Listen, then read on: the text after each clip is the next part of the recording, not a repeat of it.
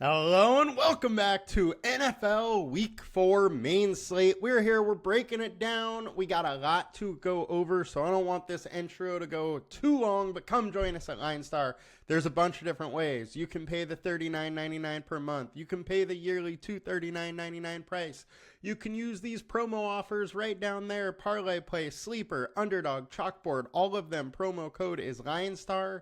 That can get you up to a free month free. You can also, if you have never used us before, go through the app stores, Android or iOS, 7 free day trial. Come try us out. Let's go. Now let's get into this slate. I think it's a fun one. This show always goes a little longer than I would want to. It's just so much information to go over. Now, with the slate overview, there are very few games over 45.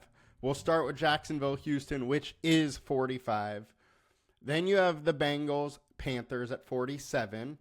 Possible weather concerns there. There's storms out there, so we need to watch that one a little bit.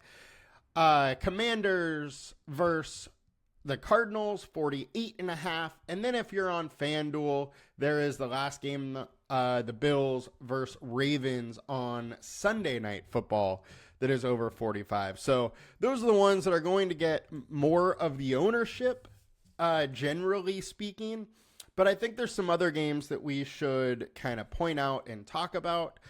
The fastest games of the week are going to be the Rams in Chicago, Vegas, Cleveland, Pitt in Indianapolis, and then right near that is also Houston, Jacksonville.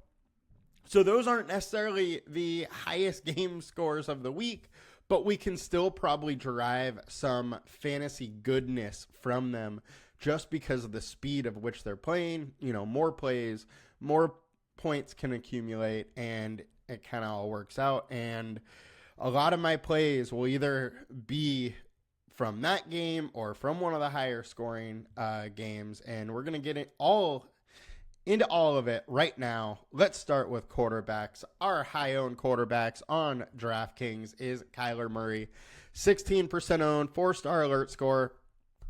Washington hasn't been able to stop anybody, so makes all the sense in the world that Kyler Murray is high-owned. We don't need to dig into this one too deep, but he is extremely good, and I don't mind going here whatsoever. He absolutely has the ability in this matchup to go for 30. He is the very top play on our team defense tool.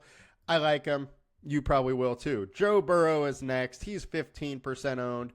He showed us some upside versus Washington, which he has not been able to do recently. He just kept throwing it up to Jamar Chase, and it turns out that that's a good idea. I think he's fine in this spot. It is one of the games with a higher point total.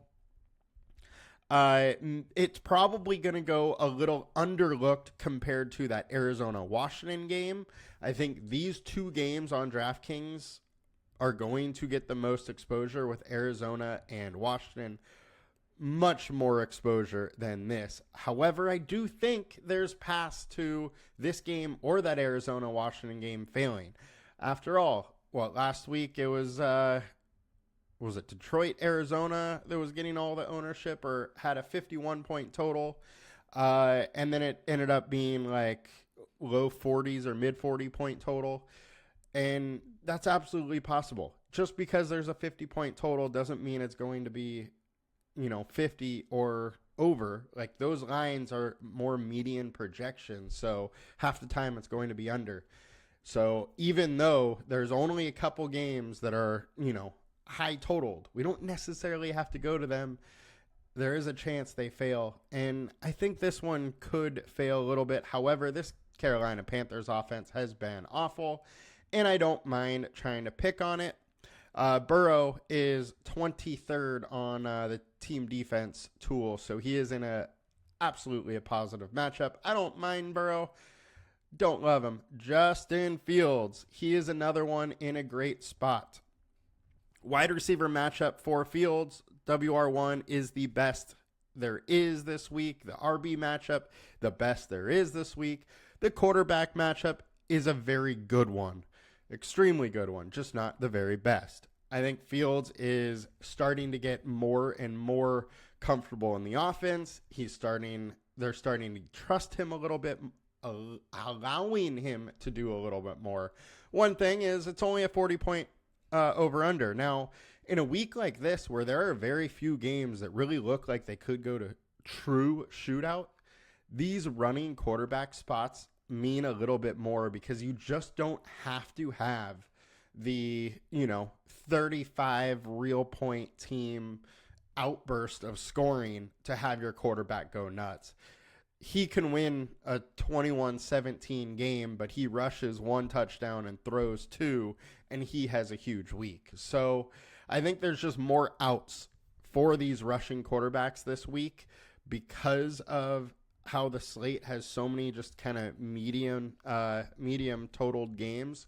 I think Fields is interesting, and he's probably a play I'd only be playing in bigger field GPPs, but I am absolutely a little interested in him. Sam Darnold, dude's been great.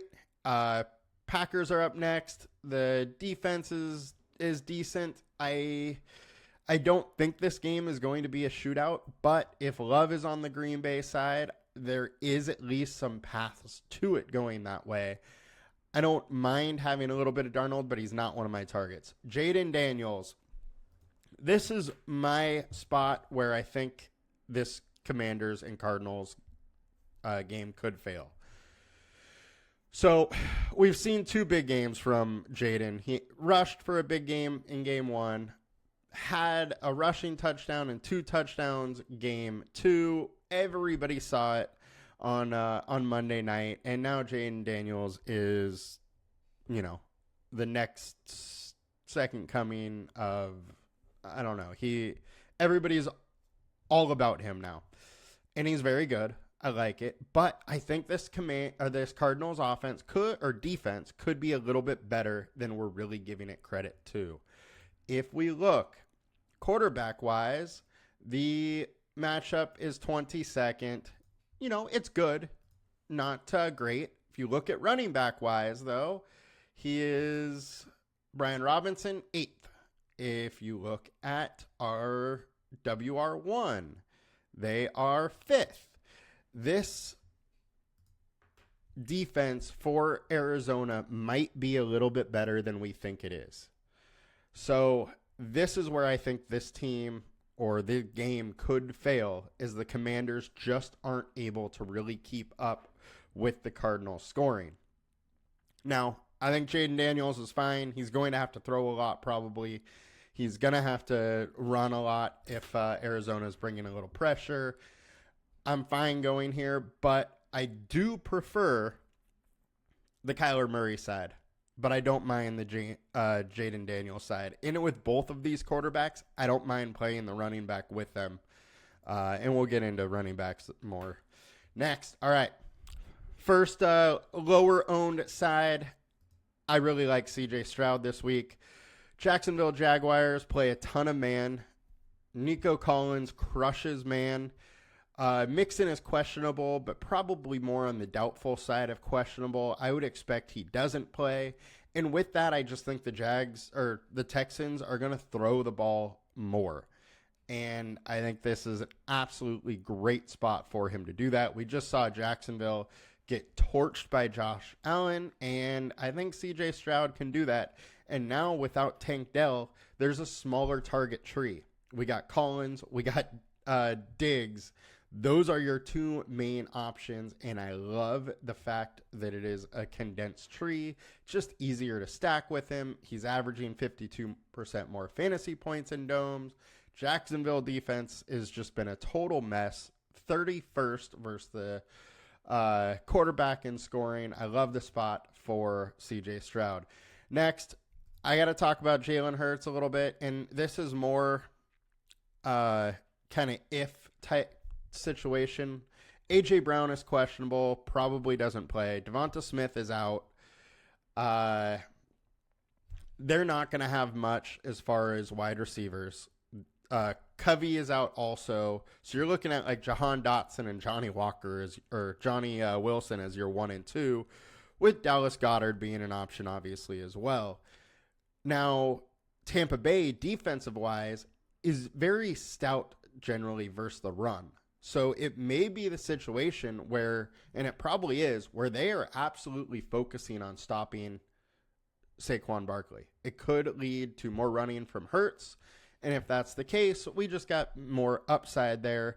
Now, the stacking options with Hurts are super cheap this week because it's not his studs.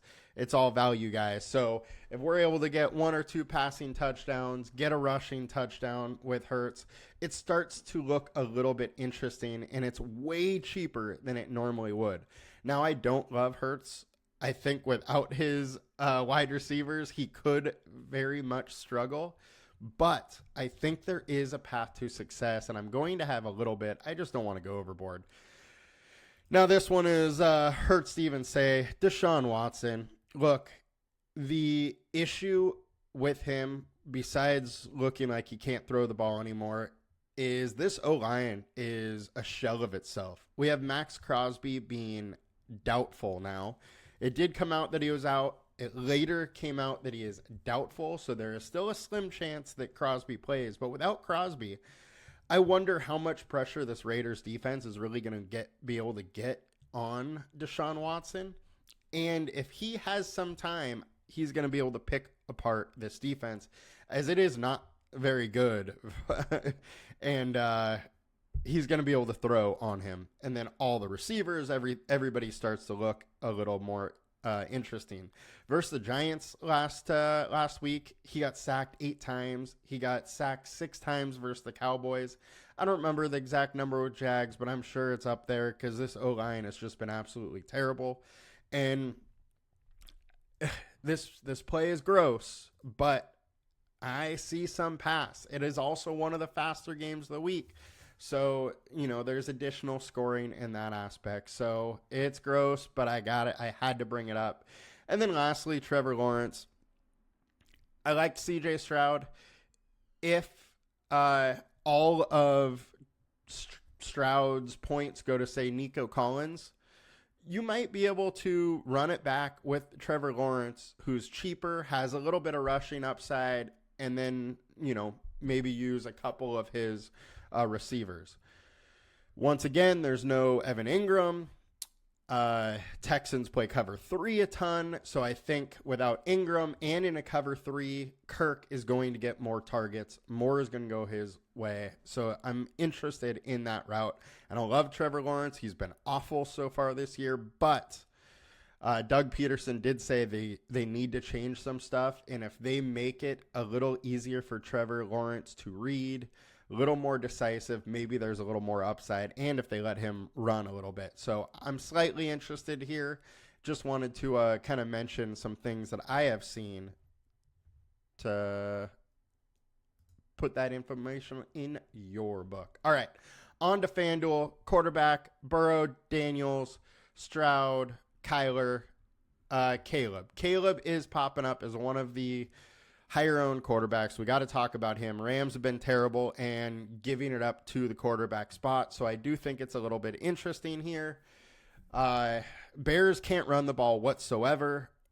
And my only issue is that I think the Rams may have trouble moving the ball a little bit. This Bears defense has been very solid. Rams don't have receivers, but they do have Kyren, and if Kyren can carry the team like it did last week, then maybe there is a chance that Caleb is throwing enough. I mean, he threw the ball 52 times last week. If he is getting that type of workload, there's absolutely path to success. Now, that was the fastest game of the week last week, and now it is the fastest game of the week this week. So there's a path. Now, do I love it? Absolutely not. But there is reason. Also, you got to talk about Josh Allen and Lamar Jackson, both firmly in play on FanDuel. Now, over to running back. Let's see what we got here. Our highest owned running back is Brian Robinson Jr. Austin Eckler is out. Brian Robinson Jr. should pick up pretty much all the work. It's not like they have to limit his workload because it's most likely that Eckler is back next week. So I think he's just going to get pretty much everything. For that reason and at his price, I think you absolutely have to consider him. It is, however, a tough matchup. Our team defense tool, which is like a DVOA, has Arizona's 8th. So not the easiest matchup, but there's absolutely a path to success, and I'm going to have some. Next, we got Breece Hall, 24% owned, 7.8K. It's versus Denver. Denver hasn't been great stopping the rush, and Breece just keeps getting it done. He just bounces right around 20. The thing with Breece is there absolutely is the upside for a 30-plus point game. And in a game where it is close or the Jets are kind of controlling it, he's going to eat. The only issue is that Braylon Allen keeps, taking 30%, 35% of his workload. Now, there's still plenty of upside for Breece. I like him. I'm not scared away off that. The only thing that is scary is that this game could just be very, very slow, as that's kind of how Aaron Rodgers plays. He takes the play clock all the way down. It's how he was in Green Bay also. So it's just going to have to be a very efficient offense. Next, Saquon Barkley, 8K. Look, the Eagles have Goddard and Barkley as offensive weapons. I mean, Hurts too, but his workload is going to be insane, as it's been the last couple weeks. So he is absolutely in consideration. Now, I would expect Tampa Bay to try and key in and stop Barkley as their number one, quest to do, but it's a lot easier to be said than actually done. Barkley's a beast. Makes sense that he's high owned. Chuba Hubbard versus the Bengals.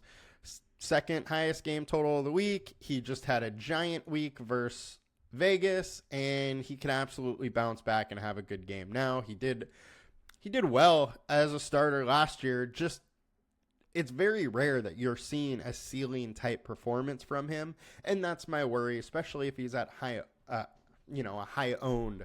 Chuba Hubbard is not something I love. However, it's his job. He's going to get the workload. So I don't hate the play. He's priced right. You're fine to go there. I just do worry about upside. Kyren Williams, 7.3K. Rams have shown they're going to go to their stud. They're going to go to the one they can count on. And right now, that is only Kyren. He had 26 touches. I would be shocked if he was under 20 touches. He's not in the best spot in the world, but not in the worst spot either. So I don't mind going to Kyren. He's going to get the workload in a faster game environment. Alvin Kamara, he's questionable. He got banged up a little bit. He's going to play. He's fine. The workload's there. And that's really the common theme with all of these high-owned guys. They're all going to get the workload. But once again, it's not the best spot. Atlanta, 4th versus running back scoring. And if we look on the team defense tool, they are 7th. So it is by no means an easy matchup for Alvin, but he's getting the workload. Aaron Jones could go overlooked. Green Bay has always been more of a bend but don't break. They give up some rushing yards, but they're not giving up the big passing play, keeping everything in front of them, making people earn your first downs. And with that, running backs are generally able to kind of get it going. I don't mind going to Aaron Jones in this spot, especially if he starts going underlooked. And it is one of the game environments that looks a little interesting. And somebody on the Green Bay Packers is likely to go off if Jordan Love is playing. So you could do a little mini correlation there. Don't hate it. All right. Now we're going to get into my likes and getting into some lower owned plays. Najee Harris. I absolutely love this play. The Colts have been awful versus running back. They have let everybody go run for 100+ yards, not being a Chicago Bear. Can't run versus anybody right now. I think Najee is going to be the focus of the Steelers' game plan, and the Colts can't stop the run. And then you also have no Jaylen Warren. While I don't think he takes all of Jaylen Warren's role, I think Cordarrelle Patterson is going to be sprinkled in. I think that he is going to take enough of Jaylen Warren's role, plus have his own, that you're looking at 20-plus touches. He's cheap and in a great matchup. I'm going to have a lot of Najee Harris. Next, we got James Conner. What if James Conner and not Kyler is scoring the touchdowns? Then you're getting Conner at less owned. You're taking out all of those Arizona stacks, and it makes it pretty interesting to work this game that way. Going through Conner, you could still have, say, Harrison, and you get a stack that way with a lot less ownership in a unique way, and still attack this game, but actually stack a different one that's less owned. I love that approach strategy-wise, and I think Conner is in a great spot. He is 32nd, or Commanders are 32nd versus the run, so James Conner has the best matchup of the week. Got to bring up Zach Moss, too. Carolina Panthers have been giving it up on the run. Moss is clearly the RB1. 17 touches last week, got another touchdown. He's going to get some workload, and I think he's in a great spot. Chase Brown is the secondary guy. He is more explosive, but he definitely has trouble in pass protection and some other things. And so I think Moss is continuing to get the workload in a game where the Bengals could just pound the ball on the Panthers. Moss looks pretty interesting.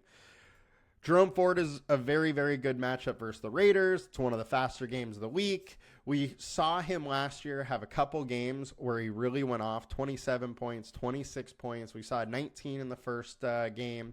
At 5,700, there's a path to 25 plus versus a Raiders team that's beat down. And if they don't have Max Crosby, that defense is going to be worse, and it becomes pretty interesting. So I don't mind a little bit of Jerome Ford there going at low ownership. And then I tapped Cordarrelle Patterson, but we already talked about him. I think he's going to have a little bit of a workload, and he's 4,300. So if he takes the whole Jaylen Warren workload, then he becomes interesting.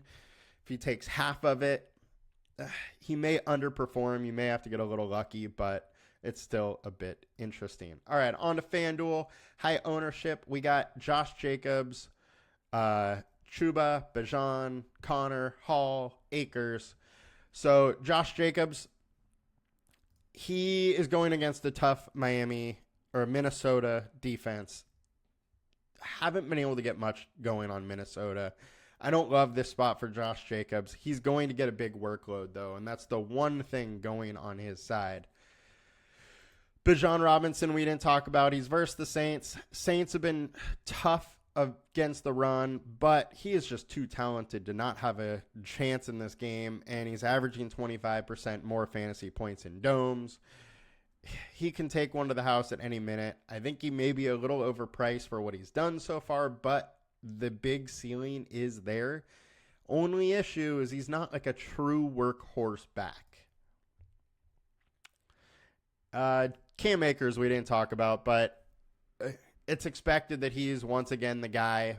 The one thing, though, is him and Dare pretty much split work. So I think 6,100 for him might be a little bit pricey in a split backfield spot.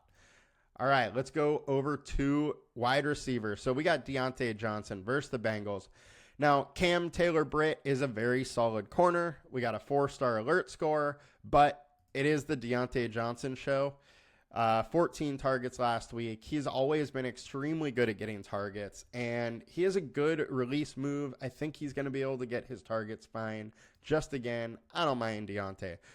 Darnell Mooney at 4,400 is too cheap. He's just playing too good of a role to still be 4,400 in a game where the Falcons may have to score.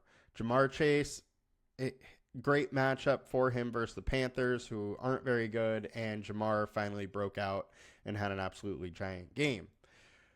Rashee Rice is an every week consideration. Now, the Chargers are a tough defense, but no Derwin James this week, which is going to big time hurt them.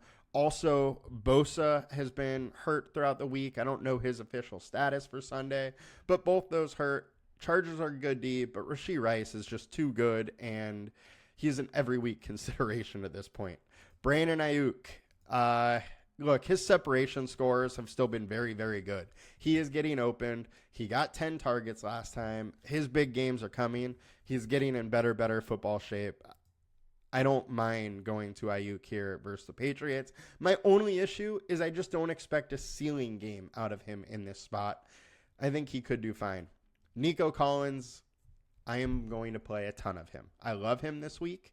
He is too good against man. Jags play too much man. He's going to have a good game. I've already bet him over 105 plus yards at like plus 200. And I mean, it's too good not to. So we're definitely rolling some Nico. Chris Godwin. Darius Slay likely on Evans. Godwin has just been used a ton. 9 targets, 8 targets, 8 targets. And he's catching everything. The targets are, very high quality. So if he was to get a 12 target game, the game he would have would just be absolutely giant. And he's in a good spot. Philadelphia isn't great versus the wide receiver. Darius Slay is probably going to be on Evans. Godwin is the one to look at. I also don't mind Jalen McMillan, as I think he's going to have his chances against the poor Eagles secondary. Christian Kirk, I talked about this a little bit with Trevor Lawrence. I love the spot for him. They're going to play cover 3, Houston that is, and with no Evan Ingram, I think there's going to be a lot of underneath throws for Kirk. He had 10 targets last week. I wouldn't be surprised if he's around that again. Michael Wilson, Marvin Harrison, Greg Dortch, all of Arizona I'm going to put in the same bottle here. I like them all. Harrison I obviously like the most, but Wilson and Dortch I think are firmly in consideration and should be used as, some value pieces this week. Rashid Shaheed, his upside is there that I have to consider him almost every week. Now, Falcons have a couple good safeties, so maybe this isn't a week that he is able to get deep. But Chris Olave was a late add to the injury report. He is questionable. If he does not go, Shaheed is going to get a ton of targets. He just has to, because there's just nobody else to catch the ball except for Alvin Kamara. Maybe Taysom Hill mixes in, or Jawan Johnson a little bit more into the passing game. But it becomes to look really interesting and at least a higher floor play with the upside of, his big bomb catches. George Pickens. This is one of my favorite plays on the slate. I am shocked that he's not more owned. I have already bet him for over 100 yards and a touchdown. That was at like plus 950. While it's not super likely, he is one of the rare players that could go for 30 plus points. And when he has, it's always been over 100 and a touchdown, or 2 touchdowns for that matter. I think there's absolutely a path to him crushing the Colts. And it's only a matter of time till his, couple breakout games are coming. He's been good so far, just not great, but there's going to be a great game soon. And the Colts have allowed more offensive plays to their opponent than anybody else. So Steelers are going to have a lot of offensive plays in this one, and I think Pickens is going to have a very good game. He is one of my higher confidence plays. Stephon Diggs is just going way too overlooked in a situation where there's no Tank Dell. Diggs has been good, not great so far, getting a lot of targets, getting red zone targets. Now there's no Tank Dell. It's Collins and Diggs. One of those two is going to go off, and at low ownership, you got to consider Diggs. Brian Thomas, I think the Texans or the Jags are going to change something. One of the opportunities could be that Brian Thomas becomes more of a first read, and that Lawrence just simplifies the routes a little bit to get Thomas open. So I don't mind going with, one of these Jags wide receivers. Something's going to have to change in that Jags offense. and I think that game could shoot out. Marvin Harrison, I absolutely love. He is our top RB1 matchup this week. There's no way I think he's going to stay this low owned. If he is, he's an absolute smash. T. Higgins, only 6 targets last game. I got to go back to him in this matchup. Carolina is just not that good. Then Juwan Jennings. Man got 12 targets last week. Kittle could be back, but after that game, you got to consider him, especially if nobody else wants to think it's real and wants to play him.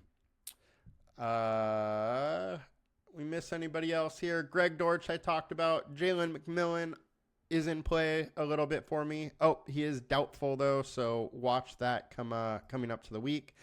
Amari Cooper. It's the matchup versus the Raiders. Cooper's getting a ton of targets. Now, if there's no Max Crosby, they can't get a pass rush. Cooper just has more time to get open. I think you got to like Cooper in this spot. Getting over to wide receiver on FanDuel. Deontay, Marvin, Olave. Remember, Olave is questionable. He popped up on the injury report today. So Friday injury. Don't love that. Nico Collins, I absolutely love. Jaden Reed. Somebody in this Green Bay pass catcher offense is going to have a game, and he kind of is the little engine that could in that offense to really kind of keep it going. Christian Kirk, we already went over pretty much all these guys, so we will just head on over to tight end. It should also be said, wide receivers in Buffalo and Baltimore for FanDuel. I don't love any of those spots. If you are stacking Buffalo or Baltimore, is pretty much the only way I'm going to the wide receivers in that game. All right, tight end, high owned. We got Gesicki, Dallas Goedert. I think Gesicki is going to get less and less targets now that Higgins back. He's still going to get some. If he gets an end zone, he might be optimal, but I think he needs to get in the end zone to be it. Dallas Goedert is going to have huge ownership. He just went nuts. Now there's no Smith, maybe no A.J. Brown. He had 11 targets. You got to think that they're going to scheme to try and get him open again, so he is firm consideration. Some other plays. Kyle Pitts is our top matchup versus the Saints. Saints have just been giving it up to the tight end. They just gave up 170 yards to Goddard. Pitts is athletic enough where he's going to get open, I think. Pat Freiermuth in this Colts matchup is interesting to me. Freiermuth has got targets consistently. We just haven't seen a touchdown. It's probably coming. Brock Bowers. There is no Devonta Adams. Bowers likely gets showered with targets. He's in a decent matchup. And the Browns might be able to score if there's no Max Crosby. So definitely interested in Brock Bowers. Some other ones, Brenton Strange. He's getting targets. 5 targets and 6 targets in the 2 weeks without Evan Ingram. Targets are going to come back again this game, and he's super cheap. Then George Kittle is expected back without Debo, without CMC. Just more action's going to roll his way, and he has a higher ceiling than pretty much anybody at the tight end position. And then I got to bring up Taysom Hill. If Olave is out, Taysom Hill is going to be more involved just because he can do so much for this offense. Rush, throw, catch. I think without Olave, he gets more work, and he is one of those other guys that has a big ceiling, big playability. So I believe he is a little bit interesting. On to FanDuel. Dalton Kincaid is the highest owned versus the Ravens. Ravens haven't been great versus tight end. Makes some sense. And then I love Bowers. And we talked about some lower owned plays already. So we will get on over to defense to end this out. High owned plays, Packers, Jets, Broncos. I don't really like the Broncos versus the Jets. I do like the Jets versus the Broncos. And then I don't love Packers versus Minnesota. This Minnesota offense has just been too good. And they're at higher ownership. Other ones I do like. Steelers. Colts. Anthony Richardson's been bad. The Steelers offense or defense been amazing. Bears versus Rams. Rams have so many injuries. if you shut down Kyren, you're going to shut down their offense, and you can really get some points there. Then Chiefs versus Chargers. Chargers might be without both their tackles. Herbert is hurt with, leg injuries, so his mobility is going to be less. There's absolutely pass where the Chiefs just roll the Chargers. And then Buccaneers, I got to bring up versus Philadelphia for the reason they don't have wide receivers. If they're able to stop the running game, then Hurts may really struggle to pass against that secondary. And then I got to say the Raiders. I mentioned in the Watson talk how many sacks have been against him. Raiders are going to get pressure. Even without Crosby, there's going to be a little bit, and it just leads to possible fantasy points. So I think the Raiders are a little bit interesting. And if Crosby plays, the Raiders could smash as a defense, and they're low owned. So that'll do it for us today. High-owned D on FanDuel is Ravens, Patriots, 49ers. I don't love the Ravens, not against the Bills. They're too good. But that'll do it for us today, guys. Thank you for spending some time with me and listening to the show. We'll be back next week. Have a good one. Let's make some money. Please like, comment, and subscribe to the video. Peace.